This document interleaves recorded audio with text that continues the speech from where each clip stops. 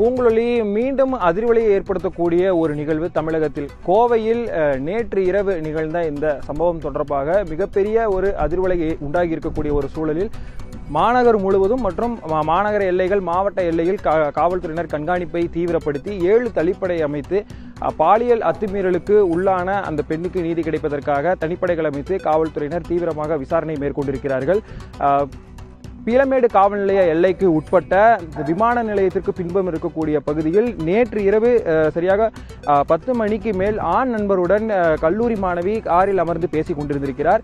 அப்போது இந்த வழியே வந்த 3 இளைஞர்கள் கொண்ட ஒரு கும்பல் அவர்களை மறித்து அவர்களிடம் பேசிய போது பிறகு அவர்களை அங்கிருந்த அந்த கார் கண்ணாடியை உடைத்து அவர்களிடம் மிரட்டலில் ஈடுபட்டு அதன் பிறகு அந்த ஆண் நண்பரை மட்டும் அன்கான்சியஸ் நிலைக்கு செல்லும் அளவிற்கு அவரை அடித்து அவரை மயக்க நிலைக்கு தள்ளிவிட்டு அந்த பெண்ணை இழுத்து சென்று பாலியல் அத்துமீறலில் ஈடுபட்டிருக்கிறார்கள். பாதிப்புக்கு உள்ளான அந்த இளம்பெண் கல்லூரி மாணவி தற்போது தனியார் மருத்துவமனையில் மருத்துவர்களின் கண்காணிப்பில் தீவிர அப்சர்வேஷன் என்கின்ற ஒரு அடிப்படையில் அவர் வைக்கப்பட்டிருக்கிறார்.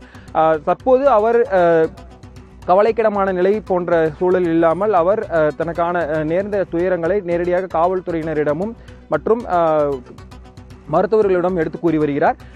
அது மட்டும் இல்லாமல் ஆண் நண்பர் நேற்று இரவு பலத்த காயத்திற்கு உள்ளான ஆண் நண்பர் கோவை அரசு மருத்துவக் கல்லூரி மருத்துவமனையில் சிகிச்சைக்காக அனுமதிக்கப்பட்டிருக்கிறார். இந்த பகுதி முழுவதும் ஆள் அரவமற்ற ஒரு பகுதியாக இருக்கக்கூடிய ஒரு சூழலில் சிசிடிவி காட்சிகளை இந்த பகுதியிலிருந்து பெறுவதற்கான சிக்கல்களை காவல்துறை சந்தித்திருக்கிறார்கள்.